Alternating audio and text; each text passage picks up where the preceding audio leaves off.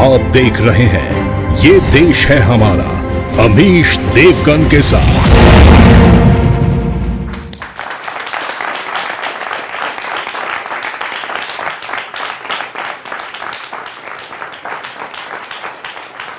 नमस्कार व्यूअर्स, मैं हूं अमीश देवगन और आप देख रहे हैं देश का सबसे लोकप्रिय कार्यक्रम। यह हफ्ता सियासत का सुपर हफ्ता रहा।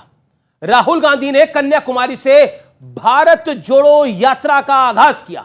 उन्होंने बीजेपी और आरएसएस पर नफरत से भारत को बांटने का एक बार फिर आरोप लगाया।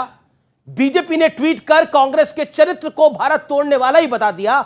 असम के सीएम हेमंता बिस्वा शर्मा ने एक वीडियो ट्वीट कर राहुल गांधी पर तंज किया। वीडियो में राहुल को अपरिपक्व यानी इमैच्योर दिखाने की कोशिश की गई है।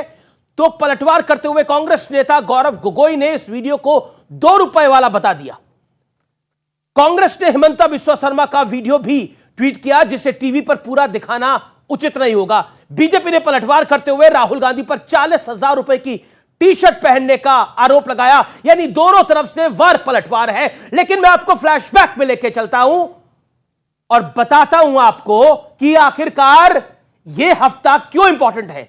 राहुल गांधी अपने पुराने टेम्पलेट पर चल रहे हैं, जहां वो ईडी सीबीआई पर सवाल उठाते एक बार फिर दिख रहे हैं। सरकार पर पूंजीपतियों के लिए काम करने का आरोप एक बार फिर लगा रहे हैं। तो प्रधानमंत्री मोदी बिना रुके गुलामी की निशानियों को लगातार मिटा रहे हैं। भ्रष्टाचारियों पर प्रहार हो रहा है। आतंकवाद पर लगाम कसने का पूरा प्रयास हो रहा है। इस बीच 2019 की तरह 2024 में भी महागठबंधन की कस्में और वादे निभाए जा रहे हैं और वो दौर शुरू हो गया है। हाल ही में नीतीश कुमार दिल्ली भ्रमण पे थे और कई बड़े नेताओं से मिले। ममता बनर्जी भी सबके साथ आने का दावा कर रही है। ध्यान देने वाली बात यह है, ये तमाम विपक्षी नेता खुद को सबसे बड़ा उम्मीदवार साबित करने की प्रतियोगिता में लगे हैं। यानी चूल्हा सबका अलग चढ़ा है, लेकिन दावा है कि खाना सब साथ खाएंगे। पर क्या महत्वाकांक्षाओं को भुलाकर सब साथ आ पाएंगे? आज जनता जनार्दन के बीच से हफ्ते भर की सियासत पर होगी यह सबसे बड़ी चर्चा, जिसमें एक तरफ नरेंद्र मोदी कहते हैं मेरे लिए नेशन फर्स्ट है, जिसमें गुलामी के चिन्हों को वो मिटा रहे हैं, और दूसरी तरफ सब लोग कह रहे हैं कि मोदी को हराना है। एक सूत्रीय कार्यक्रम यह है, यानी दूसरी तरफ सत्ता फर्स्ट है, जैसा बीजेपी आरोप लगा रही है, तो नेशन फर्स्ट बनाम सत्ता फर्स्ट। आज का विशेष कार्यक्रम इसी पर।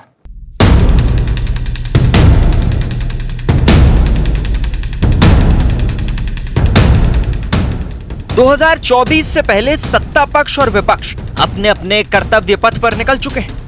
मोदी चुन चुन कर गुलामी की निशानियों का नामो निशान मिटा रहे हैं। गुरुवार को राजपथ का नाम कर्तव्य पथ कर दिया गया। उसके अलावा नेताजी सुभाष चंद्र बोस की प्रतिमा का अनावरण हुआ। इतना ही नहीं, सेंट्रल विस्टा एवेन्यू का भी उद्घाटन हुआ। लेकिन विपक्ष को इसमें भी खोट नजर आ रहा है। राजपथ ब्रिटिश राज के लिए था, जिनके लिए भारत के लोग गुलाम थे।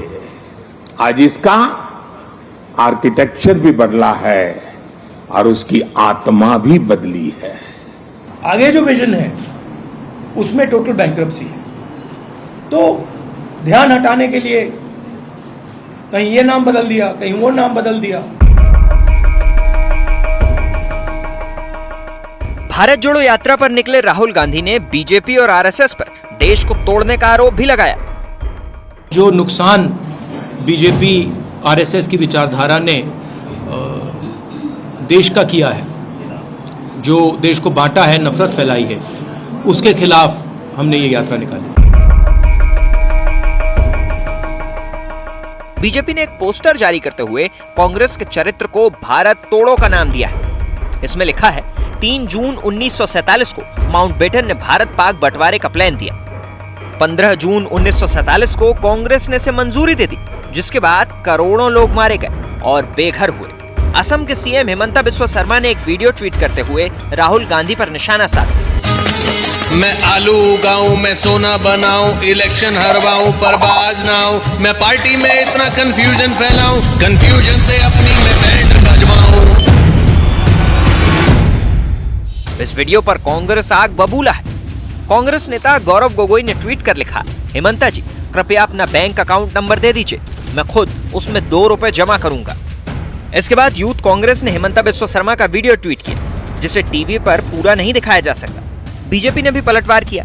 बीजेपी का दावा है कि राहुल गांधी ने शुक्रवार को जो टी शर्ट पहनी थी उसकी कीमत 41,000 से ज्यादा है। दूसरी ओर नीतीश कुमार के अलावा ममता बनर्जी ने महागठबंधन बनाने का दावा कर दिया। 2024 এমন খেলা খেলবো আর খেলাটা বাংলা থেকেই তৈরি হবে।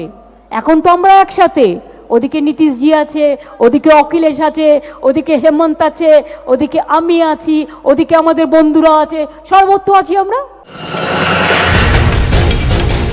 अब सोचने वाली बात यह है कि केजरीवाल, राहुल, नीतीश, ममता सब एक तरफ खुद को सबसे बड़ा विपक्षी नेता साबित कर रहे हैं, दूसरी ओर महागठबंधन का दावा भी हो रहा है।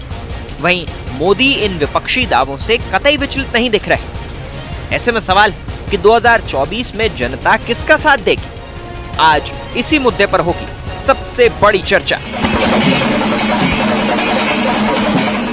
और अब इस चर्चा का हम आगाज करते हैं, उसकी शुरुआत करते हैं। सबसे पहले तो जनता जनार्दन, इस देश के युवा, उन सबका अभिनंदन है। आज के इस विशेष कार्यक्रम में जोरदार तालियों के साथ अभिनंदन करिए। मेरे साथ आज मंच पर जुड़ रहे हैं डॉक्टर सुधांशु त्रिवेदी, बीजेपी के सांसद हैं, लोकप्रिय प्रवक्ता हैं, उनका अभिनंदन है। मेरे साथ कांग्रेस की ओर से है कांग्रेस पार्टी की प्रवक्ता और विधायक का चुनाव लड़ चुकी राधिका खेड़ा, जोरदार तालियों से इनका अभिनंदन करिए। राजकुमार भाटी समाजवादी पार्टी के नेता हैं, विधायक का चुनाव लड़ चुके हैं, उनका भी अभिनंदन है। मेरे साथ डॉक्टर अजय आलोक है इस चर्चा के अंदर, राजनीतिक विश्लेषक है, अपनी बात रखेंगे, उनका भी अभिनंदन है। तो आप तमाम लोगों का अभिनंदन है। इस चर्चा की शुरुआत सुधांशु त्रिवेदी आपसे करते हैं। एक तरफ सब एक हो रहे हैं, दूसरी तरफ वो बार बार यही कह रहे हैं कि सीबीआई, ईडी और देश में नफरत के खिलाफ हम खड़े हैं, खासतौर पर राहुल जी। देखिए, कांग्रेस की जो ये यात्रा है इसका भारतीय जनता पार्टी से कोई मतलब नहीं है। एक्चुअली में क्या हो गया, विपक्ष में बहुत सारे दावेदार खड़े हो गए हैं, तो वो उनको हैसियत दिखाना चाह रहे हैं। भाई एक तरफ नीतीश कुमार हैं, ममता बनर्जी हैं, केसीआर हैं, इवन शरद पवार हैं, तो वो कांग्रेस उनको दिखा रही, देखो भाई हम तो इतने राज्यों में हैं, तुम कहां पे हो। तो ये विपक्ष के नेताओं की आपसी प्रतिस्पर्धा में एक दूसरे से बड़ी अपनी हैसियत दिखाने की कवायद है, क्योंकि किसी की हैसियत नहीं है कि मोदी जी की कैफियत के साथ मुकाबला कर सके। तो वास्तविकता में इसका भाजपा से कोई लेना देना नहीं, ना उनके अंदर क्षमता है, ना योग्यता है, ना किसी प्रकार की स्वीकार्यता है भारत की जनता में कि वो सत्ता की दावेदारी कर सके। केवल अपनी अपनी पार्टी की अपनी हैसियत बनाने के लिए वह यह प्रयास कर रहे हैं। हां, एक बात मैं जरूर कहना चाहूंगा, जहां तक विचारधारा की बात है तो विगत 60-70 वर्षों में, चाहे सत्ता में रहे हो या प्रतिपक्ष में रहे हो, कांग्रेस पार्टी ने भारत, भारतीयता, भारतीय संस्कृति के हर पक्ष को जैसा तोड़ा है वोट के लिए, उसे क्या कहा जाए, एक ही पंक्ति में कहता हूं, बाटे आंगन और गलियारे, बाटे गली मोहल्ले सारे, बाटे मंदिर और गुरुद्वारे, गांव गांव में, खेत खेत में, जात पात की म्याद बांट दी, तुमने एक वोट की खातिर देश की हर बुनियाद बांट दी। जी राधिका खेड़ा, वक्त आपका शुरू होता है। शुक्रवार को जब हेमंता बिस्वा शर्मा ने एक वीडियो ट्वीट किया जिसमें उन्होंने बोला कि राहुल गांधी ने अभी तक अपनी पार्टी के लिए जो कारनामे करे हैं, जो कार्य करे हैं, उनका उन्होंने बखान किया, एक तंज कसा। कांग्रेस ने कह दिया ये 2 रुपए का ट्वीट है। उसके बाद एक ट्वीट हुआ जो हम दिखा भी नहीं सकते, जिसमें ऐसे वीडियोस लगाए गए, ऐसी भाषा बोली गई जिसको हम दिखा नहीं सकते। क्या आपको लगता है कांग्रेस पार्टी बात तो प्यार की करती है, बोलती है हम प्यार बांटने जा रहे हैं, लेकिन असल में वो प्यार दिखता नहीं है कहीं? सबसे पहली बात, मैं बिल्कुल अग्री करती हूँ, सुधांशु जी ने कहा हमारी हैसियत नहीं है कि हम मोदी जी का मुकाबला कर सके, क्योंकि नफरत की राजनीति का मुकाबला हम नहीं कर सकते। जो नफरत देश में फैलाते हैं, जो भाई को भाई से लड़ाने का काम करते हैं, जाति को जाति से लड़ाने का काम करते हैं और धर्म से धर्म को लड़ाने का काम करते हैं, हमारी बिल्कुल हैसियत नहीं है कि हम उनकी बराबरी करें, क्योंकि हम सिर्फ देश को जोड़ने का काम करते हैं और प्यार बांटते आए हैं और बांटते चलेंगे और देश को एक ही धागे में पिरोएंगे। स्वतंत्रता के पहले भी किया था और आज भी करते रहेंगे। पर ये लोग क्या कर रहे थे? आज बहुत अच्छा लग रहा है, कर्तव्य पथ बन रहा है, वहां पे नेताजी सुभाष चंद्र जी की बोस की मूर्ति लगा रहे। वही नेताजी सुभाष चंद्र बोस जब अपनी सेना का तैयारी कर रहे थे, स्वतंत्रता सेनानियों के साथ मिलकर भारत के स्वतंत्रता के लिए लड़ाई लड़ रहे थे, तो वीर सावरकर क्या कर रहे थे बताइए? भागलपुर का सेशन था 23rd सेशन हिंदू महासभा का, जिसमें वीर सावरकर ने कहा था कि हिंदू युवाओं को ब्रिटिश आर्मी में आके साथ देना चाहिए और ब्रिटिशर्स के साथ मिलके हमारे स्वतंत्रता सेनानियों के खिलाफ लड़ना चाहिए। ब्रिटिश एक बात आर्मी को बताइए, ज्वाइन करें, आप भारत वो आज छोड़ो हमें ज्ञान देंगे। कांग्रेस बड़ा सारा एक मिनट सुनिए जी। डॉक्टर अंबेडकर ने कहा था कि नहीं महार जाति के युवाओं को जाओ सेना में, बोलिए हाँ या ना? आप मुझे क्यों बोला था? अब मैं बताता हूं क्यों बोला था। जाके पढ़ लीजिए, जिन्ना ने 1941 में बयान दिया था कि भारत की सेना में 55% से अधिक लोग पंजाब से हैं, जिसमें ज्यादातर मुसलमान हैं। अगर जरूरत पड़ी तो हम इनका प्रयोग करेंगे।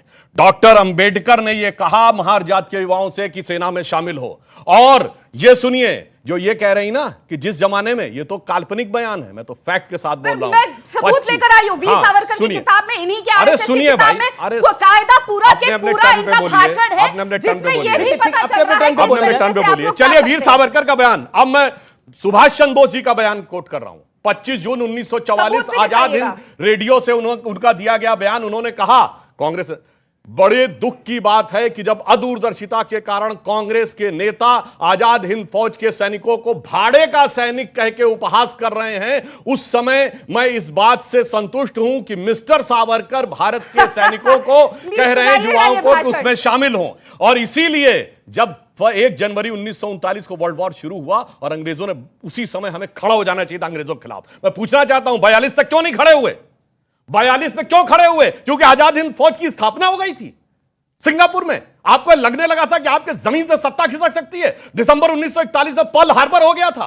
देखिए, चर्चा इतिहास पे ना हो, भविष्य पे हो, क्योंकि कांग्रेस भी भविष्य को अपना उज्जवल देखना चाहती है। भविष्य तो उनका वैसे ही साबित। अच्छा, फिलहाल तो देश के भविष्य की बात करनी जी, है। नींद भी खुली न थी कि हाय धूप ढल गई, पांव जब तलक बढ़े कि जिंदगी फिसल गई, और हम खड़े खड़े मोड़ पर रुके रुके उम्र के चढ़ाव का उतार देखते रहे, कारवां गुजर गया गुबार। राधिका खेड़ा। चलिए, अब मैं आपको मौका देता हूं, अपनी बात को रखिए। बीजेपी ने एक ट्वीट किया, मैं आपको दिखाता हूं। उन्होंने बोला है भारत देखो, और उन्होंने लिखा है कि राहुल गांधी जो टी शर्ट डाल के पहन के चल रहे थे वो 41,000 रुपए की है। यानी गरीबी मिटाओ का नारा लिया जा रहा है 41,000 की टी शर्ट डाल के। ये बीजेपी कह रही है कि आप ये सवाल पूछेंगे, क्योंकि मुझे एक बार फिर जनता को याद दिलाने का मौका मिलेगा कि प्रधानमंत्री श्री नरेंद्र भाई मोदी जी ने 11 लाख का सूट पहना था, जिसमें खुद का नाम जड़ाया हुआ था। 2-3 लाख रुपए के तो वो सिर्फ चश्मे पहन लेते हैं जी। और वो पैसा किसका है? यहाँ बैठी जनता जो अपने टैक्स भरती है, उस पैसे से वो कपड़े खरीदे जाते हैं। अरे इतनी भैया, तो वो तनख्वाह तो प्रधानमंत्री की नहीं होती। अच्छा, ये राहुल गांधी की टी शर्ट से आप लोगों को क्या दिक्कत है? 11 लाख का सूट पहन सके। हमने इसमें कोई राहुल गांधी का अपमान नहीं किया है। नहीं, उन्होंने आपने ट्वीट किया, नहीं, मैं दिखा सकता हूं। उनका ये भी सम्मान। बताएं, अरे भाई एक बता रहा हूं। RTI राधिका। अरे भाई 41,000 तो कुछ नहीं है भाई। अरे 100 साल पहले उनके परनाना नेहरू जी के कपड़े पेरिस से धुल के आते थे।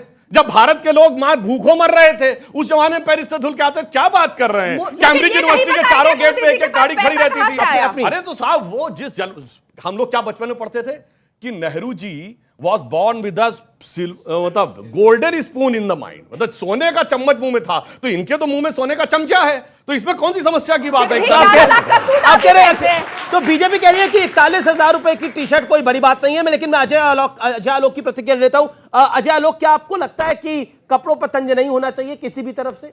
कोई कुछ भी डाले? भाई, मेरा बड़ा स्पष्ट मानना है, कपड़े आप अपनी मर्जी से पहन रहे हैं, तो कीमत दूसरे निकाल रहे हैं, तो ठीक है, निकालने दीजिए, इसका क्या दिक्कत है। लेकिन उन कपड़ों की विशेषता यह है कि प्रधानमंत्री जी जब वो कपड़ा पहनते हैं 10 लाख का सूट, जिसको कांग्रेस पार्टी और बाकी विपक्षी कहते हैं, तो वो सूट बिकता है 3.5 करोड़ का, तो वो वापस सरकार के पास चला जाता है। लेकिन जब आप कांग्रेस के एक भी प्रधानमंत्री का नाम बता दीजिए आप लोग, जिनको मिले हुए वो उपहार आज तक वापस सरकार के पास गए हों। फर्क ये है, तो जनता को ये समझना चाहिए। जी, मैं राजकुमार भाटिया आपके पास आता हूं। बीजेपी एक लाइन ले रही है कि हमारे लिए देश प्रथम है, और वैसे इसमें एक चीज मैं आपको मौका दूंगा, लेकिन राजकुमार भाटी बोल ले। डिबेट नहीं है, एक मजेदार फैक्ट बताना चाहता जी, आप बिल्कुल बताइएगा वो मजेदार फैक्ट। लेकिन भाटी साहब, एक बात बताइए, बीजेपी कह रही है कि हमारे लिए देश प्रथम है, हम गुलामी के प्रतीकों को मिटाते जा रहे हैं। जिस तरह से किंग्स रोड थी, किंग्सवे रोड जिसको कहा जाता था राजा का पथ, राजपथ, वो अब कर्तव्य पथ हो गई है। नेताजी सुभाष चंद्र बोस की तस्वीर लग गई, कई मूर्ति लग गई है, नेवी का झंडा बदल दिया गया है। क्या आपको लगता नहीं है वाकई इसमें देश प्रथम है? और दूसरी तरफ से कहा जा रहा है कि सत्ता प्रथम है, कि किसी तरह से भी मोदी हार जाए। बीजेपी तो कहती है इनके लिए राष्ट्र प्रथम है, हम कहते हैं द्वितीय है। हम भी तो प्रथम ही बता रहे हैं, हम भी तो द्वितीय नहीं बता रहे। दूसरी बात, हालत यह है कि सुधांशु जी को सावरकर का बचाव करने के लिए बाबा साहब के पीछे छिपना पड़ता है, बाबा साहब का नाम लेना पड़ता है, क्योंकि सावरकर की कोई खूबी बता नहीं पाएंगे। मैंने नेताजी सुभाष चंद्र बोस का भी नाम और लिया है। अब जब रहा ही राहुल गांधी की पदयात्रा पे बात, 3,500 किलोमीटर की पदयात्रा करेंगे वो, तो आप साथ हैं उस यात्रा और में? सड़क से चलेंगे, जमीन पे चलेंगे। ये तो क्या करेंगे, बुलबुल के परों पे बैठेंगे और 1 घंटा में पूरे भारत का भ्रमण कर देंगे। तो इनका मुकाबला कौन करेगा? जो तालाब में से मगरमच्छ को पकड़ के घर ले आते हों, जो नाली की गैस से चाय बना लेते हों, जो बुलबुल के परों पे बैठकर देश का भ्रमण कर लेते हों, उनका मुकाबला हम जैसे गरीब कमजोर लोग कर सकते हैं क्या? देखिए, बड़ी ईमानदारी की मतलब आप बात कह रहे हैं कि आपकी पार्टी गरीब है और कमजोर है? नहीं, हम तो हैं ही गरीब की पार्टी हैं और गरीबी पार्टी हैं। इनके सामने हमारी क्या हैसियत है? इनके पास बड़े बड़े हवाई जहाज, बड़े बड़े पूंजीपति, बड़ा बड़ा चंदा, और उसका पता नहीं चलेगा। माननीय मोदी जी ने कर्तव्य पथ बना दिया। पहली बात तो अमीश जी, मैं इसका समर्थन करता हूं। राजपथ का नाम बदल के कर्तव्य पथ करना, मैं इसका समर्थन करता हूं। मोदी जी ने अच्छा राजशाही की सारी निशानियां मिट जानी चाहिए। मोदी जी ने अच्छा किया। ये बोलने तो दो जी, बोलने तो। सवाल ही तो पूछ रहा हूं मैं आपसे। आप असहज हो जाते हैं। मैं तो सवाल ही पूछ रहा हूं। आपने बोला मैं समर्थन करता हूं, मैंने बोला मतलब मोदी जी ने अच्छा किया। सुनो, ये बूथ कैप्चर माना जाता है। मेरी वोट जबरदस्ती डलवा रहे हो कि मोदी जी के पक्ष में वोट डाल दूं? नहीं, मैंने तो वोट डालने को बोला ही नहीं। मैंने बोला अच्छा किया ना। मैं डंके की चोट पे कह रहा हूं, कहा भी ना जाए, चुप रहा भी ना जाए। सरकार के इस निर्णय का मैं समर्थन करता हूं। अच्छा काम कोई भी करे, हमें इतनी छोटी भाई इस बात के लिए कि राजशाही की सारी निशानियां मिटनी चाहिए, लेकिन खाली राजपथ मिटाने से नहीं, राजशाही की सोच भी मिटनी चाहिए, राजशाही का बर्ताव भी मिटना चाहिए। सोच क्या होती है राजशाही की? अरे आप मोदी जी की ड्रेस देख लो, मोदी जी की बॉडी लैंग्वेज देखो, आप मोदी जी की चाल ढाल देखो, मोदी जी का भाषण देखो। मतलब आत्मविश्वास जो है वो नहीं होना चाहिए व्यक्ति के मोदी जी नहीं, आत्मविश्वास दूसरी चीज। आत्मविश्वास तो मेरे अंदर भी। बॉडी लैंग्वेज देख रही है तो आजम खान की आत्मविश्वास तो बॉडी लैंग्वेज देख रही है तो एक सेकंड मैं बता, अगर बॉडी लैंग्वेज देख रही है तो आजम खान की भी देखनी चाहिए। कोई वाक्य में विश्लेषण कर रहा हूं। मोदी जी जब भाषण देने खड़े होते हैं, जिस तरह विपक्ष के नेताओं को गरियाते हैं, जिस तरह धमकाते हैं, जिस तरह की भाषा बोलते हैं, आम आदमी को अपमानित करते हैं, और अगर कोई बोल पड़े तो शाम को उसके घर क्या बोला आपने? आम आदमी को अपमानित करते हैं? यस, बार-बार कैसे? मैं सिद्ध कर दूं, लेकिन मुझे जितना टोक रहे हो, कभी-कभी इन्हें भी टोके करो। इनको टोकते हैं, मुझे एक आध वाक्य तो पूरा करने दो। और अगर कोई उनके विरोध में बोल जाए, कोई उनकी निंदा कर दे, उनके खिलाफ ट्वीट कर दे, शाम को ईडी घर पे पहुंच जाती है, सीबीआई घर पे पहुंच जाती है, इनकम टैक्स पहुंच जाता है, जेलों में डाल दिया जाता है, मुकदमे दर्ज कर। और सुनो, खाली गुलामी की निशानी इन पथों से नहीं होगा। 124 है जो अंग्रेजों ने बनाई थी, उसी को मोदी जी लागू करते हैं हमको, जब हम बोलते हैं उसी में हमें जेल में डालते हैं। जो अंग्रेजों का बनाए हुए कानून है, राजकुमार जी, अंग्रेजों का बनाए हुए कानून भी खत्म करो। अपनी बात को विराम दीजिए। आपने बड़ी अच्छी बात बोली। आपने बोला देखिए, जैसे ही कोई उनके खिलाफ बोलता है, कोई ट्वीट करता है, उसके खिलाफ शाम को ईडी सीबीआई पहुंच जाती है। एक बड़ा आपने बहुत इंपॉर्टेंट पॉइंट बोली, क्योंकि मैं आपको देख रहा हूं पिछले 8-9 साल से आप नरेंद्र मोदी का विरोध कर रहे हैं, कर ही रहे हैं। आप बोलते हैं आपके घर सीबीआई ईडी पहुंची है? हाँ या ना में जवाब दीजिए। मैं बताता हूं। हाँ बताइए, हाँ या ना में जवाब दीजिए। हाँ, मैं अखिलेश जी क्या पहुंची है? मैं एक बहुत छोटा कार्य करता हूं। अखिलेश जी तो बड़े नेता हैं। मैं बता रहा हूं। वहां पहुंची? बता रहा हूं। हाँ बताइए। बताने तो दो, सवाल हो गया आप। हाँ बताइए बताइए। अखिलेश जी क्या कांग्रेस ने भेज दिया था पहले? मैं गली मोहल्ले गांव स्तर का कार्य करता हूं। मुझे इनके गली तो अखिलेश जी तो राष्ट्रीय स्तर के हैं साहब। जवाब तो सुन लो, जवाब तो दीजिए। सवाल तो आपका हो गया। जी जी। मैं गली मोहल्ले स्तर का हूं, मुझे इनके गली मोहल्ले स्तर के गुंडे धमकाते हैं। अखिलेश जी राष्ट्रीय स्तर के, उनके घर सीबीआई गई थी। योगी जी ने उत्तर प्रदेश में सरकार बदलते ही सबसे पहले अखिलेश जी के खिलाफ सीबीआई जांच बैठाई, गोमती रिवर फ्रंट और आगरा लखनऊ एक्सप्रेसवे की जांच करने के लिए। ठीक है, जवाब।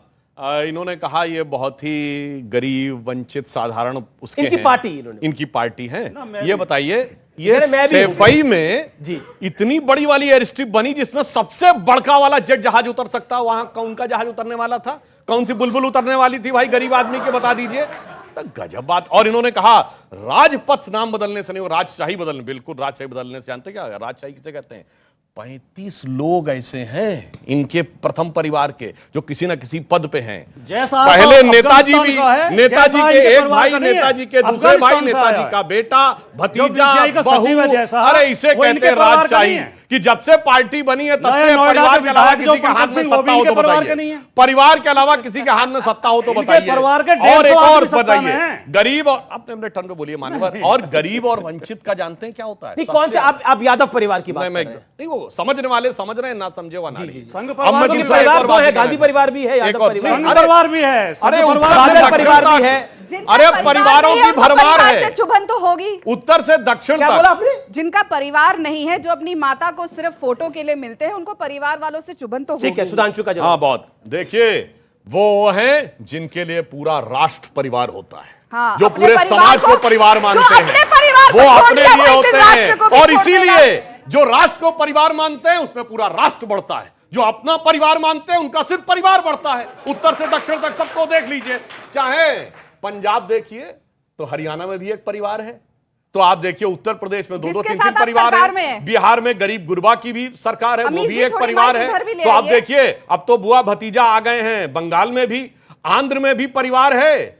सुनिए, और तेलंगाना में भी अमीश जी, परिवार जरा है, माइक ले आइए महाराष्ट्र इधर। में भी परिवार है। परिवार की जो गंगोत्री है उसी को सारे के सारे परिवार दिखाई पड़ते हैं। अमीश जी, जी, एक जी, मौका जी, मुझे जी, दीजिए जी, जी। बोलने का। बिल्कुल सही कहा, महाराष्ट्र में परिवार है, इनके जो मुख्यमंत्री वहां बिठा दिए गए हैं, वो और उनके बेटे दोनों राजनीति में, एक एमपी है, एक चीफ मिनिस्टर है। आंध्र में भी आप ही के साथ सरकार है और वो तो आजीवन ही अध्यक्ष बन चुके हैं, वहां भी परिवारवाद है। और हरियाणा में जिसके साथ आपकी सरकार है, चौटाला परिवार, वो भी परिवार है। तो आपकी तो उससे पार्टी पहले- परिवार है। तो बिल्कुल, हमारे तो पार्टी का एक ही कार्यकर्ता हमारा परिवार है, पर इनके तो नहीं, मैडम, सत्ताधारी लोग कार्यकर्ता परिवार की है। बात नहीं हो और रही। इन्होंने आप उस परिवार से के साथ- कार्यकर्ता और परिवार को कंफ्यूज कर रही है। परिवार क्या होता है? रॉबर्ट, जब रॉबर्ट वाड्रा, प्रियंका वाड्रा, राहुल गांधी, प्रियंका गांधी, सोनिया गांधी, राजीव गांधी जी, इंदिरा गांधी जी, पंडित नेहरू, संजय गांधी जी, मैं कांग्रेस परिवार का एक अभिन्न अंग हूं और हर कार्यकर्ता, हर नौजवान, हर बुजुर्ग, हर कांग्रेस कार्यकर्ता कांग्रेस परिवार का एक अभिन्न अंग है। जी, इसी जी, तरह जी, नहीं कि सत्ता के ठीक है, लिए परिवारों से सुधांशु जवाब, सुधांशु जवाब, सुधांशु जवाब।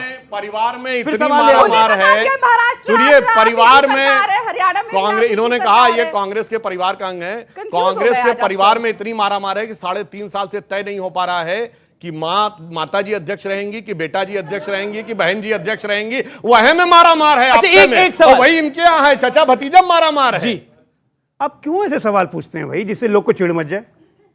परिवारवाद मोदी जी के खिलाफ लड़ कौन रहा है? एक भी पार्टी का नाम बताइए।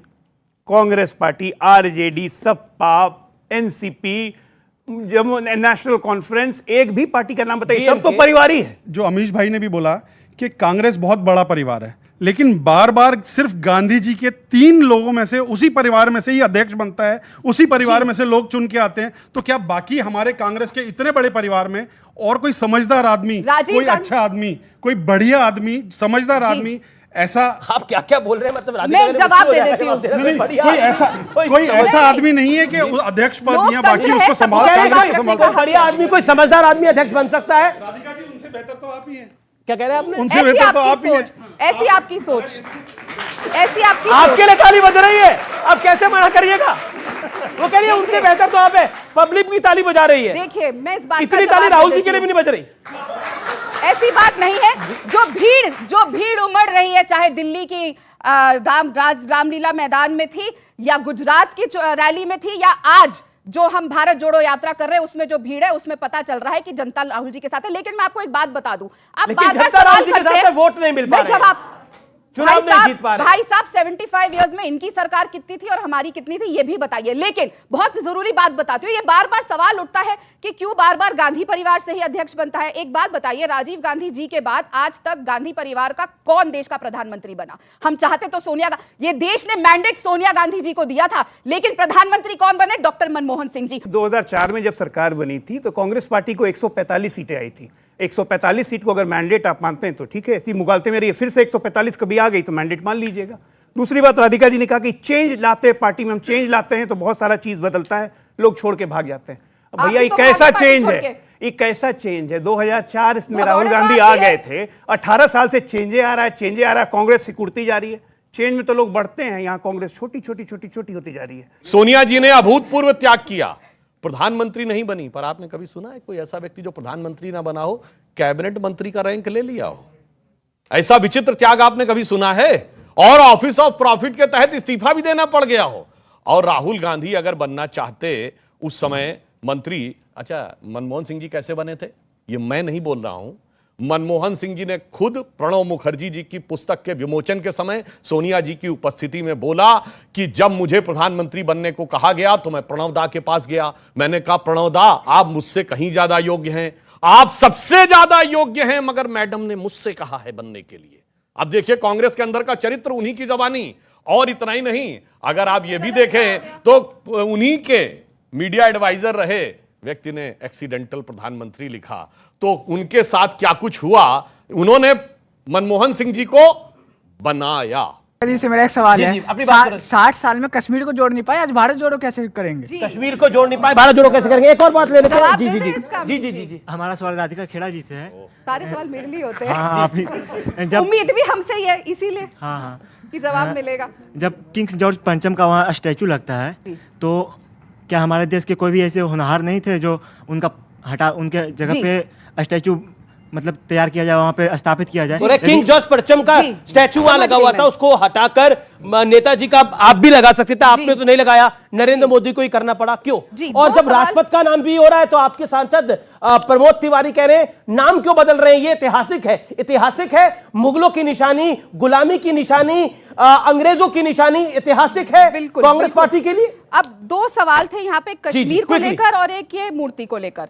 कश्मीर का सवाल आपने अच्छा हुआ पूछा, इन्होंने धारा हटा दी, लेकिन आज भी 100 दिन से ऊपर हो चुके हैं, कश्मीरी पंडित स्ट्राइक पे बैठे हैं, अपनी जान की सुरक्षा की भीख मांग रहे हैं, लेकिन ये चुप बैठे हैं। इन्होंने वादा किया था ना, जब धारा हटेगी तो कश्मीरी पंडित वापस जाएंगे। कितने वापस गए? जो वहां रहते हैं उनकी भी सुरक्षा नहीं कर पाए। आज भी टीचर मारे जाते हैं, कश्मीरी पंडित हर रोज मारे जा रहे हैं, और वो बैठे हैं, उनको एक कमरे के अंदर बंद कर दिया गया। जब उन्होंने कहा कि हम खुद छोड़ के जा रहे हैं, आप हमारी मदद नहीं कर रहे, तो वहां पे एक कैंप के अंदर बंद कर दिया। ये तो हालात कश्मीर के हो गए, ऐसे हालात हमारे टाइम नहीं थे। और जब कश्मीरी पंडित भगाए भी गए थे तब भी इन्हीं की मिलीजुली सरकार थी। अब बात आती है कि वहां से मूर्ति क्यों नहीं हटाई गई। 1960s में वो मूर्ति हटा दी गई थी, और वहां पे जो गांधी जी की प्रतिमा है जो आज पार्लियामेंट के बाहर है बैठी हुई, वो लगने का प्रपोजल था। कई सरकारें आई, कई सरकारों ने चर्चा करी, हिस्टोरियन से चर्चा करी, तो बार बार ये निष्पक्ष आता था, जो मैंने भी किताबों में पढ़ा है, आपने भी पढ़ा होगा, कि उसको अभी खाली छोड़ दिया जाए। कई सरकारों ने कोशिश करी, फिर जो वो प्रतिमा वहां के लिए बनी थी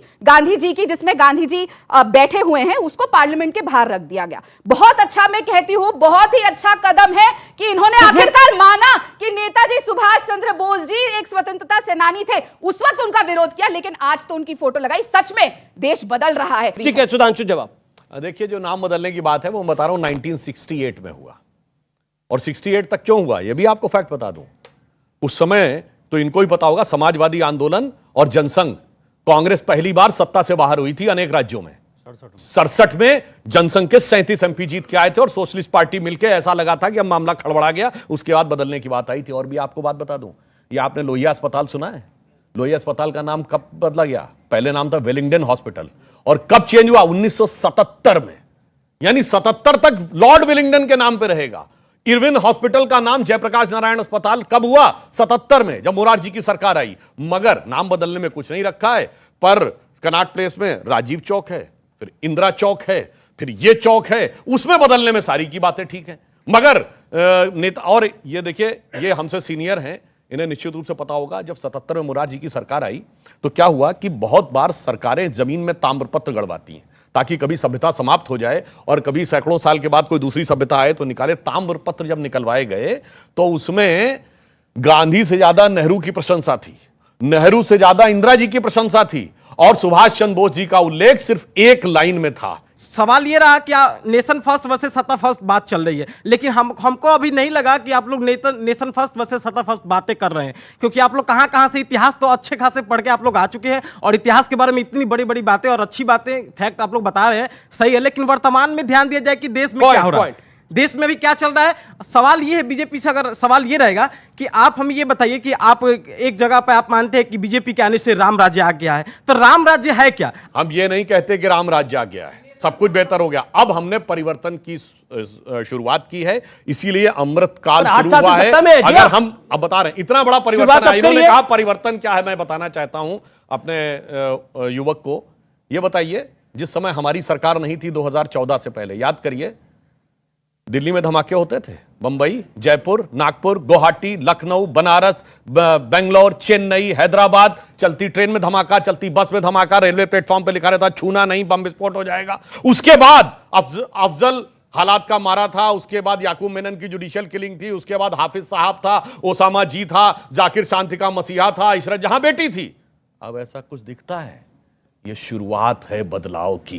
कम से कम सबसे पहले सुरक्षा का आभास तो होना चाहिए। अब ना ऐसे पोस्टर दिखते हैं, ना ऐसे धमाके। अब दक्षिण कश्मीर के 4 जिलों तक उसको हम सीमित करने में सफल हुए हैं और आने वाले समय में हम उस पर भी प्रभावी नियंत्रण लाने में सफल होंगे। और एक मिनट, पूरी बात। और अभी एक हफ्ता पहले हम ब्रिटेन को पीछे छोड़कर विश्व की 5वीं सबसे बड़ी अर्थव्यवस्था बने हैं। और एक हफ्ता पहले विमान वाहक युद्धपोत को स्वदेशी रूप में निर्मित कर उसका जलावतरण करने की क्षमता हासिल की। जी, जो उन्होंने सवाल पूछा सुधांशु जी, बड़ी चालाकी के साथ घुमा गए उसे। उन्होंने कहा कि आप दावा करते हो कि रामराज आ गया, इन्होंने कहा कि नहीं, अभी आया नहीं है, अभी आया नहीं है। मोदी जी ने रामराज आने की तारीख अगस्त 2022 तय कर रखी थी। अगस्त 2022 तक सारी समस्या रामराज जी का सबसे पहले बात किसने की थी? भारत मैं आपके बीच में नहीं बोला। बिल्कुल सबको घर मिल जाएंगे, ये विजन नहीं है, सबको पक्के घर मिल जाएंगे, स्मार्ट शहर बन जाएंगे, किसान की आय दुगनी हो जाएगी, सबको रोजगार मिल जाएगा, पेट्रोल 35 रुपए लीटर हो जाएगा, रुपए की कीमत डॉलर के बराबर हो जाएगी। अब इन्होंने तारीख बढ़ा दी, अब दे रहे हैं 1947 की तारीख, सॉरी 2047 की। अब 2022 से बढ़ा के 2047 पे चले गए। इन्हें वोट देते रहो, तारीख आगे बढ़ाते जाएंगे। अच्छा, और देश को कंगाल करते जाएंगे। वैसे मैं एक लाइन बताऊं, एक मामले में तो रामराज आ गया। एक बात इन्होंने और कही थी, एक बात और कही थी कि हमारे लिए तो देश ही परिवार है। वो गांव में एक कहावत है कि बहू घर तेरा, कोठी कुठला के हाथ मत लगाना। वैसे एक मामले में तो रामराज आ गया। उनकी पार्टी कहती थी, बाकायदा बतौर प्रधानमंत्री नरसिम्हा राव ने कहा था कि हम बाबरी मस्जिद दोबारा बनवाएंगे। इनके मुलायम सिंह यादव जी ने कहा था हम बाबरी मस्जिद दोबारा तामील करवाएंगे। अब दोनों करने लगे हम राम मंदिर के साथ हैं। उसका कारण जानते हैं? मुलायम सिंह यादव ने कहा था, मुलायम सिंह यादव ने कहा था, पीवी नरसिम्हा राव ने कहा था। एक मिनट, जी। जब 1993 का यूपी का चुनाव हुआ, ढांचा गिरने के बाद का, तो हम सबसे बड़े दल थे, मगर सपा बसपा कांग्रेस आई, तीनों मौसेरे भाइयों ने मिलकर सरकार बना ली थी। तब एक नारा चला था, मिले मुलायम काशीराम, हवा में उड़ गए जय श्री राम। उस समय हमारी एक नेत्री ने कहा था कि ये केवल एकता की शक्ति में थोड़ी कमी है, जिस दिन एकता दिखेगी उस दिन क्या मुलायम क्या काशीराम, सारे बोलेंगे जय श्री राम। और आप देखिए, बोलने में सब तैयार हैं। शुरुआत है, इब्तिदा इश्क है, रोता है क्या, आगे आगे देखिए होता है क्या। जी। अब इधर एक सवाल है तो मैं आपसे लूंगा, आप आपका पॉइंट क्या है? सर, जैसे देख सकते हैं 2024 में यूपी बहुत बड़ा मैदान रहेगा, लेकिन अखिलेश जी को ट्विटर से फुर्सत नहीं मिलती है, मायावती जी घर से बाहर नहीं निकलती, तो उन्हें बीजेपी को चुनौती कौन देगा? जी। ओके, जवाब बोलेंगे बीजेपी को चुनौती कैसे देंगे? आपने तो हर नुस्खा अपना लिया, सपा बसपा भी मिल गए, कांग्रेस का साथ भी मिल गए, लेकिन मोदी और योगी हैं कि हारते ही नहीं। बिटिया का बहुत बहुत धन्यवाद, उन्हें हमारी और हमारी पार्टी की इतनी चिंता है जी। लेकिन अब थोड़ा सा अपडेट रहो। अभी आप जानकारी करोगी तो अखिलेश यादव रोजाना घर से निकल रहे हैं, रोजाना किसी न किसी जिले के दौरे पे हैं, रोजाना जा रहे हैं, और हम 24 में इन्हें हरा देंगे, चिंता मत करो जी। अजय आलोक, राहुल जी भी सड़क पर आ गए हैं और अखिलेश जी भी सड़क पर घूम रहे हैं। सुनिए, अरे भैया, ना अपना गढ़ बचा यानी आजमगढ़, ना आजम का गढ़ बचा। अब भैया हरा देंगे, बाप न मारी मेट की बिटवा तीरंदाज। 543 सीटें हारे थे आप 1984 में, 543। जब आप सरकार बना सकते हो आपको, तो हमें क्यों नहीं बना सकते? 1984 का ये घमंड नहीं पालना चाहिए। घमंड नहीं, मैं यथार्थ आप बहुत सज्जन व्यक्ति हैं, लेकिन घमंड तो रावण का भी नहीं, मैं यथार्थ बोलता हूं। रावण का भी टूटा, दुर्योधन का भी टूटा, आप सब लोग, और मोदी का भी टूटा। एक मिनट में पूरी बात कर दूं। आप लोग सब लोग जाके 1984 का चुनाव परिणाम का जरा डाटा चेक करिएगा। हम 2 सीटों पे 543 सीट हारे थे। बात तो सुनिए भाई, आपने रिपीट किया, मैं बोल रहा हूं। हम 2 सीटें पाए थे, मगर हम वोट परसेंट के हिसाब से कांग्रेस के बाद सबसे बड़ी पार्टी थे। हमारा 9.5% वोट था ना, जो आपकी पार्टी का था ना किसी और का था, जाके चेक कर लीजिए। उसी आधार पे हम 19.5% वोट के साथ अगली बार 120 की छलांग मारे, 86 की छलांग मारे थे, फिर उसके बाद 120 की छलांग मारे थे। ठीक है, सवाल नंबर 2 की पार्टी वोट शेयर में थे। फिर मैं अजय आलोक की बात 9% वोट में देखो, सुधांशु जी उछल के बता रहे हैं। हमारा आपका 2 भी नहीं था, 37% है यूपी में, 37% नहीं था उस जमाने में। 9% में कितना उछल रहे हैं? हम नंबर 2 की पार्टी 37% वाले, ये भी नंबर 2 है। हमारी 125 सीट है। अच्छा ठीक है, एक सेकंड 125। लेकिन अब सड़क की जो सवाल था 20 सेकंड में इसका जवाब, वो कह रही है कि देखिए सब सड़क पर है, राहुल जी को बीजेपी सड़क पर ले आई है, मतलब अब उनको भी यात्रा निकालनी पड़ रही है, अखिलेश जी भी घूम रहे हैं, क्या आपको लगता है कि वाकई मजबूर कर दिया नरेंद्र मोदी ने राहुल गांधी को 5 महीने देश में रहने के लिए? 150 दिन 3600 किलोमीटर की 5 पद यात्रा, महीने, 150 दिन 3600 किलोमीटर की पद यात्रा आज तक किसी भी पॉलिटिकल पार्टी में नहीं करी है। उस वजह से इधर से कोई फुदकेगा, बोलने दीजिए, इधर से कोई फुदकेगा, उधर से कोई फुदकेगा, बिल्कुल। और जिस तरीके से मोदी ने मजबूर कर दिया। अरे मोदी जी क्या मजबूर करेंगे? मोदी जी इस समय देश को मजबूर कर दिया है, क्योंकि पैदा होने से लेकर मरने तक, कफन तक पे इन्होंने टैक्स लगा दिया है। मजबूर तो देश का इंसान हो गया है। मैं एक दोहा कहूंगा जी, और अच्छा दोहा कहूंगा, मुझे लगता है कि लोग समझ जाएंगे। घाटे घाटे सब घूमत था, पानी पूछत न कोई। घाटे घाटे सब घूमत था, पानी पूछत न कोई। लक्षण ऐसे प्रकट हैं, आपस में सटत न कोई। जी अब मैं आता हूं, ये एक अच्छा पॉइंट है, एक सेकंड। लेकिन एक ये जो विपक्षी एकता है, हम सब लोग साथ में आएंगे, जो मैंने शुरू में लाइन बोली थी कि सब अपना अपना चूल्हा जला रहे हैं, लेकिन हम रोटी साथ खाएंगे, नरेंद्र मोदी को हराएंगे। विपक्ष का एक ही नारा है, इस पर किसी का सवाल है, कोई पॉइंट है तो रखे। मायावती अपना कर रही है और उधर ममता बनर्जी अपना कर रही हैं और इधर केजरीवाल जी अपना कर रहे हैं। ऐसे इकट्ठा आप कैसे करेंगे? जबकि हमारा घर इकट्ठा नहीं है। आपने 1 मिनट पहले कहा है कि जब कोई भी डूबता है तो अपने जो पुराने वाले वो पहले भागते हैं, लेकिन मैं आज ये कहूँगा गुलाम नबी आज़ाद ने या मिस्टर सिब्बल ने 50-50 साल इसको दिए जब आप और हम शायद नहीं थे। कपिल सिब्बल जी ने 50 साल नहीं दिए। अगर इकट्ठे हो गए तो आप वोट दे देंगे? हो गए अगर इकट्ठे, अगर वो कह रहे हैं आप इकट्ठे हो गए तो आप वोट दे देंगे? सबको दुआएं करेंगे जी, आप हो तो सही, दे देंगे आप, पक्का देंगे। चिंता मत करो, आप एक हो जाएंगे। आज भाई ये पब्लिक वोट करे, अगर ये सब इकट्ठे हो गए मोदी को हराने के लिए तो वोट करेंगे? जी जी ओके जी जी नहीं, आप वो कह रहे वोट, उन्होंने सवाल पूछा वहां से कि आप वोट करेंगे। इससे पहले आपको बताना पड़ेगा आपका प्रधानमंत्री कौन होगा। ओके अब बोलिए, अब देखिए राजकुमार भाटी बताइए प्रधानमंत्री कौन होगा? इकट्ठा आने को तैयार है, बोलिए प्रधानमंत्री कौन होगा? पब्लिक बोल रही है, बोलिए। इसके लिए आपको भारत के संविधान में संशोधन करना पड़ेगा प्रधानमंत्री घोषित करने के लिए। भारत का संविधान प्रधानमंत्री का चुनाव नहीं करता, भारत का संविधान 545 MP का चुनाव करता है। सर ऐसे नहीं, संविधान हमारा पहले MP का चुनाव करता है, फिर MP तय करते हैं प्रधानमंत्री कौन होगा। अगर आपकी बात पे चलेंगे तो हमें संविधान में संशोधन करना पड़ेगा। यूपी में एक मुख्यमंत्री में यही नियम है भाई, मुख्यमंत्री में नो तब तो अखिलेश जी मुख्यमंत्री होंगे, काहे बोलते थे? अखिलेश जी मुख्यमंत्री होंगे, काहे बोलते थे? किसी ने नहीं कहा। तो कौन और हो सकता? समाजवादी पार्टी की सरकार बनेगी, ये कहा। अरे एक सेकंड, ये देखिए कितना दिलचस्प है, ये दिलचस्प इतना है।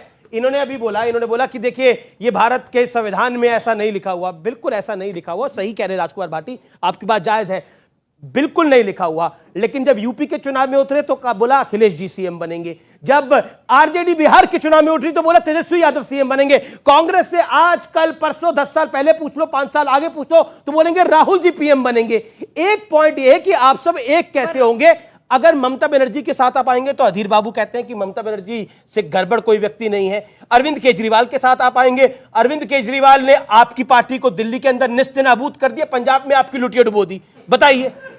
सबसे पहली बात तो ये जो आप कह रहे हैं कि राहुल जी प्रधानमंत्री बनेंगे, हाँ अब पार्टी चाहती है कि राहुल गांधी जी प्रधानमंत्री बने, लेकिन मैं फिर बता रही हूं, पार्टी चाहती, जनता भी तो चाहे ना, तो वोट देगी जनता। अगर कांग्रेस पार्टी वापस सत्ता में आएगी और 2 बार इससे पहले भी आई और उससे कई बार पहले आई, तो इसका मतलब देश की जनता यही रुकी। मैं अभी आपकी राजकुमार भाटी जी से पूछता हूं कि वो राहुल जी को समर्थन देंगे। भाटी जी, राहुल जी अगर पीएम कैंडिडेट है जैसा कांग्रेस कह रही है तो सपा का समर्थन रहेगा? 2024 में एक मोर्चा बनेगा मजबूत विपक्ष का, नेता मिलकर जिसे भी तय करेंगे, हमें कोई आपत्ति नहीं है। राहुल जी को, अगर राहुल गांधी का नाम तय होगा तो हमें राहुल गांधी पे भी आपत्ति नहीं है, नीतीश पर अभी तय नहीं हुआ, नीतीश कुमार पे भी जी जी अभी तय नहीं है। क्योंकि आपने मेरे को बात कंप्लीट नहीं करनी दी। मैंने कहा कांग्रेस पार्टी चाहती है कि हमारे नेता राहुल गांधी जी प्रधानमंत्री बने, लेकिन जब सारा विपक्ष इकट्ठा आएगा, और मैं मानती हूं कि अरविंद केजरीवाल उसमें नहीं है, क्योंकि जब सारा विपक्ष इकट्ठा होके भाजपा के खिलाफ देश के प्रेसिडेंट को चिट्ठी लिख रहा था और बता रहा था कि किस तरीके से ये लोग ईडी सीबीआई को 2 हाथ की तरह इस्तेमाल करते हैं विपक्षियों के खिलाफ, तो अरविंद केजरीवाल और उनकी पार्टी के मुंह में दही जम गई थी और वो घर बैठे हुए थे। तो मतलब आप कह रही हैं कि अगर ये सब लोग डिसाइड करेंगे कि राहुल पीएम नहीं बनेंगे तो आप मान जाएंगे? सारी सेक्युलर पार्टी, सवाल सारी सेक्युलर पार्टी मिलके जो देश की एकता, अखंडता और देश को आगे ले जाने का काम करेंगी, वो मिलके तय करेंगे कि कौन प्रधानमंत्री। तो मोदी हार जाएंगे। देखिए इसमें 2 बात है। पहली बात आ गया वर्ड सेकुलर, सारी सेकुलर पार्टी। अब न विकास की बात करनी है, न रोजगार की बात करनी है, न अर्थव्यवस्था की बात करनी, सेकुलर की बात करनी है। और एक बात बहुत साफ हो गई, मोदी जी से लड़ पाए ना पाए, आपस में जम के लड़ लेंगे। एक कहावत है कि मल्लन से मल्ल घनेरे, बाहर ना तो घर में भतेरे। जी जी जी, पब्लिक का पॉइंट, पब्लिक आज पॉइंट दे रही है। मैं सर आता हूं आपके, इस तरफ भी मुझे जाना पड़ेगा। जैसा कि प्रियंका गांधी ये नारा देती है कि बेटी हूँ लड़ सकती हूँ, हाथरस में वो जाते हैं, झारखंड कब जाएंगे? झारखंड कब जाएंगे? अंकिता आप ही के शासन के अंदर अंकिता वहां पर, अंकिता जो थी वो वहां पर जल के मर गई जी। और दुख की बात यह है, मैं बड़ी वेदना के साथ ये बात कह रहा हूं, मुख्यमंत्री का बेटा ये कहता है, और आई एम सॉरी मैं इस शब्द को यूज कर रहा हूं, मुख्यमंत्री का भाई ये बात कहता है, मुख्यमंत्री का भाई कहता है कि हम तो दिल्ली आते जाते रहते हैं जी, हम अपने अंडरगारमेंट खरीदने के लिए भी दिल्ली आते हैं। अंकिता का इलाज के लिए दिल्ली नहीं प्लेन या हेलीकॉप्टर आ सकता था, लेकिन मुख्यमंत्री के भाई के अंडरगारमेंट को खरीदने के लिए आ सकता है। ये शर्म की बात है आपके शासन के लिए। वहां पर बिल्कुल अंकिता का इलाज होना चाहिए था, और जो घटना हुई वो बहुत दुखद है। उसका कोई तो पूछ रहे प्रियंका जी राहुल जी कब जाएंगे? अब अमीश जी आपको बहुत दुख हुआ। उम्मीद करती हूं जब प्रधानमंत्री 15 अगस्त को कह रहे थे बेटियों का सम्मान करो, और वही उनकी सरकार गुजरात में बिल्किस बानो के बलात्कारियों को, एक 3 साल की बच्ची जो बिल्किस बानो की थी, जिसके साथ सामूहिक बलात्कार हुआ, उसके बाद उस बच्ची का सर पत्थर पे डाल के मार दिया गया, उन लोगों को इन्होंने छोड़ा। और क्या ध्यान को डाइवर्ट कर रहे, बिल्किस बानो पे चर्चा हुई, बिल्किस बानो पे चर्चा हो चुकी है, अंकिता की बात करनी होगी, अंकिता की बात करनी होगी। कब तक आप कपड़े देखकर इंसाफ करेंगे? कब तक हिंदू कपड़े देखकर इंसाफ करेंगे? क्योंकि मोदी जी कहते हैं मैं कपड़े देख के पहचान लेता हूं, क्योंकि बिल्किस बानो बुर्का पहनती है तो उसके बलात्कारियों को छोड़ दिया जाएगा। ये सरकार है, ये महिला सरकार है, शर्म आनी चाहिए आपको ऐसा होते हुए। बिल्किस के लिए बुर्का डालती है, इन लोगों ने क्या कहा इनके एमएलए ने कि उनका कैरेक्टर, एक मिनट सुनिए, एक मिनट इनके एमएलए ने क्या कहा? बलात्कारियों का संस्कार बहुत अच्छा है। एक मिनट सुनिए। आप अगर आप ही ऐसा बोलेंगी तो आप में बीजेपी में अंतर क्या रह जाएगा? आप बिल्किस बानो का उठा दी केस, आपसे अंकिता का सवाल पूछा गया तो आप भी अंकिता का जवाब। कमाल है आपका, आप कह रही बिल्किस बानो बुर्का डालती है, उसके अंदर इंसाफ नहीं होगा उसके अंदर इंसाफ के लिए बुर्का देखना चाहिए ना टीका देखना चाहिए? इंसाफ के लिए बुर्का टीका नहीं देखना चाहिए। नहीं, गुजरात में हो रहा है, एक बच्ची को जला दिया जाता है, एक नेता के अंडरगारमेंट्स लेने के लिए चार्टर्ड प्लेन जा सकता है, लेकिन उस बच्ची के इलाज के लिए नहीं जा सकता। ये देश के लिए चिंतन की बात नहीं है, ये देश के लिए शर्म की बात है। देश के लिए सबसे बड़ी शर्म की बात है कि आप सब बिल्किस के बारे में बोलने से डरते हैं। प्रधानमंत्री इलाज के लिए भी कुछ कहते हैं, उनकी सरकार कुछ कहती है। पिछले 1.5 महीने से हमने भी चर्चा करी है बिल्किस बानो पर, के बारे में नहीं बोलेगा। शर्मनाक हालात है इस देश के, जब बच्चियों के नाम पर भी ध्यान देखा जाता है। मिलेगा। मैं कहता हूं अंकिता और बिल्किस के बारे में जो बात हुई वो जो भी है वो दुखद है, परंतु मैं पूछना चाहता हूं, अंकिता के बलात्कारी जेल में है और बिल्किस के बलात्कारी बाहर सड़कों पे है, सरकार की दुहाई देकर। मगर बलात्कारी राज नहीं कर रहे। बलात्कारियों के संस्कार दिखाएंगे आपके एमएलए? शर्म आनी चाहिए और आपको देश से माफी मांगनी चाहिए। आपके एमएलए कहते हैं कि देखिए अब बिल्कुल संवेदनशील मुद्दा है, मेरा निवेदन है। अरे शर्म तो उसको आनी चाहिए जिस समय कश्मीर में कहा गया था हिंदुओं छोड़ के चले जाओ और अपनी बेटियों को छोड़ जाओ, और कोई चू नहीं बोला। और उन लोगों को जिन्होंने गिरजा टिक्कू के साथ सामूहिक बलात्कार करके आरे से काट दिया, उनको लाकर प्रधानमंत्री आवास में बातें की जाती थी, सम्मानित किया जाता था। शर्म आनी चाहिए आप लोगों को उसके बारे में बात करते हुए, सैद्धांतिक करने की बात करते हैं। और इतना ही नहीं, अरे भाई इतना ही नहीं, मैं यह भी कहना चाहता हूं, आज से ठीक 100 साल पहले मुझे याद आ गया केरल मोपला नरसंहार, जहां पर कि केवल टर्की में खलीफत खत्म हो गई थी, हजारों लोगों को मारा गया, बलात्कार किया गया, सब कुछ किया गया, और उसके बाद कांग्रेस ने उनका समर्थन किया, कहा कि हमें शांत रहना चाहिए इसके ऊपर। अरे आपका तो 100-125 साल का इतिहास इस प्रकार का है, क्योंकि आप बिहार से आते हैं, जो अंकिता के साथ हुआ और जो मुख्यमंत्री के भाई ने कमेंट किया, क्या आपको लगता नहीं है ये संवेदनहीनता की प्रकाष्ठा है? देखिए मुझे कोई आश्चर्य नहीं है, क्योंकि जब देश की राष्ट्रीय पार्टी के प्रमुख नेता, सबसे बड़े नेता जब ये कहते हैं कि कांग्रेस तो पहले मुसलमानों की पार्टी है, जब एक प्रधानमंत्री मंच से कह देता है, मंच से कहता है कि देश के सारे संसाधनों पर पहला हक मुसलमानों का है, तो मुझे कोई आश्चर्य नहीं कि इस तरह की बातें आ रही हैं।